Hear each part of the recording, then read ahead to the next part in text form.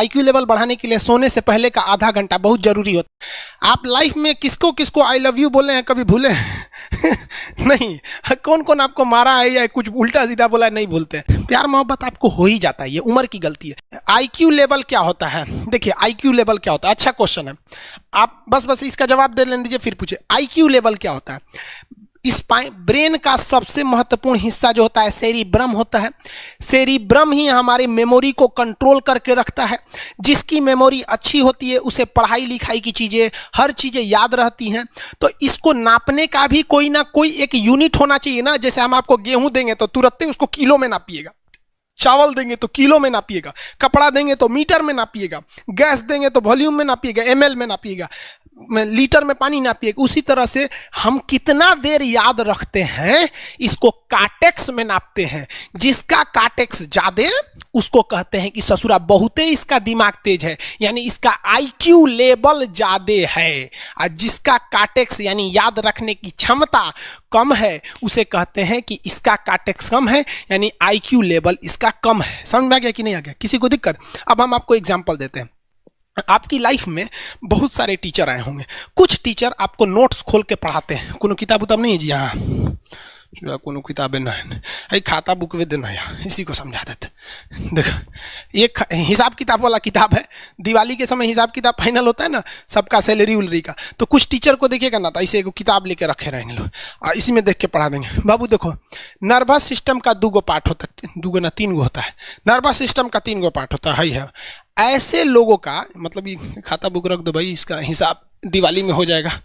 तो ये ऐसे लोगों का इस आईक्यू लेवल कम है। लेकिन कुछ लोगों को देखेंगे आप, उनको किताब उताब से मतलब नहीं होता। जैसे आप इलाहाबाद यूनिवर्सिटी कभी जाइए तो देखिए, या बड़े टीचर आईआईटी वगैरह जाएंगे, बहुत एकदम टीचर आते हैं आराम से, कोई नोट सोर्स कुछ नहीं, आया पढ़ा रहा है, चालू किया, एकदम मस्त इंजॉय करके चला गया। तो इनका आईक्यू लेवल ज़्यादा होता है। आईक्यू लेवल बढ़ाने के लिए हम आपको बताए भी थे, दिमागीन खाइए अच्छा रहता है। एक ही तरह की सोच मत सोचिए, अच्छा रहता है। समझा गया? प्यार वगैरह के चक्कर में मत रहिए, अच्छा होता है। देखिए प्यार मोहब्बत आपको हो ही जाता है, ये उम्र की गलती है।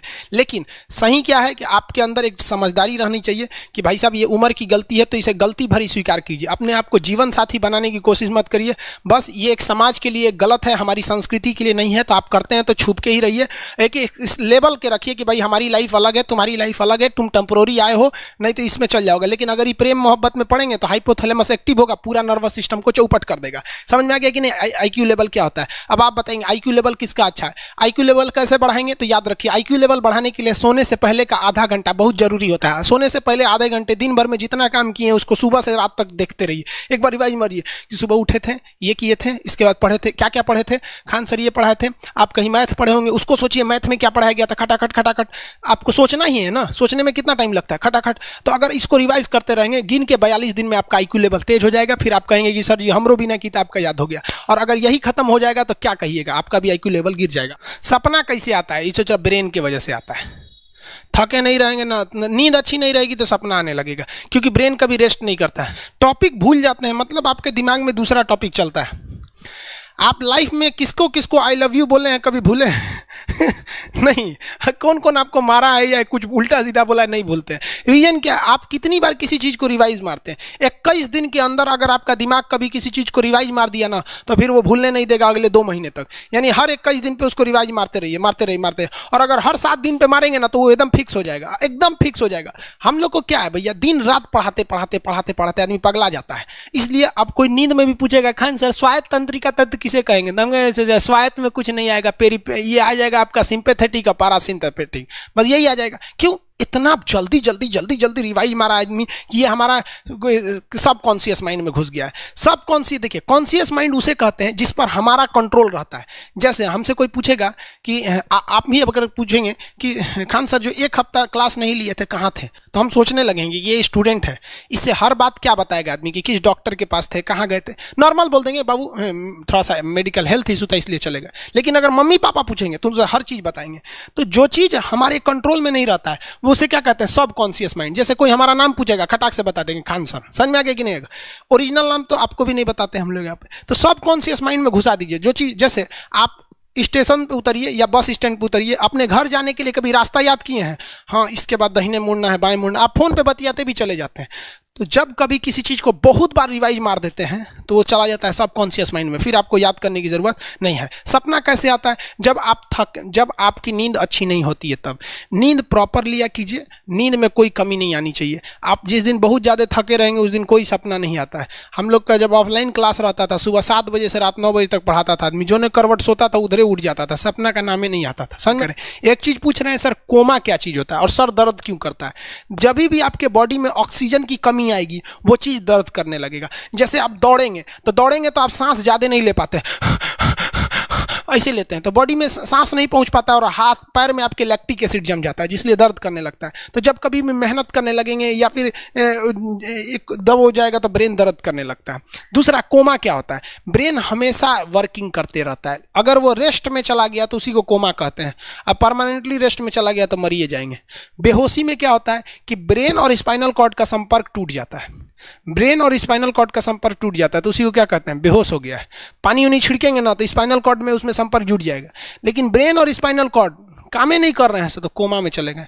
कोमा को हाफ डेथ कहा जाता है, आधा मरा हुआ व्यक्ति है। जो व्यक्ति कोमा में चला जाता है ना, कोई जरूरी नहीं है कि वापस आएगा ही आएगा, लेकिन बेहोश है तो कोई दिक्कत नहीं, पानी फेंकिए मार देगा। उसको कहते हैं लोग बिहार में, लोग दांत लग गया, फीट मार दिया, पानी फेंकिए सही हो जाता है। ये क्या करता है? मोटर नर्व्स, देखिए ये ऑर्डर लेके आता है, ऑर्डर देता है। ये किससे? ब्रेन से ऑर्डर देता है। किसको? बॉडी को ये ऑर्डर देता है। और सेंसरी नर्व्स क्या होते हैं सब? ये ऑर्डर को रिसीव करते हैं सर। ये क्या करते हैं सर? सेंड। ये देखिए, जैसे मान लीजिए यहाँ कोई मच्छर काट रहा है, यहाँ क्या कर रहा है? मच्छर काट रहा है।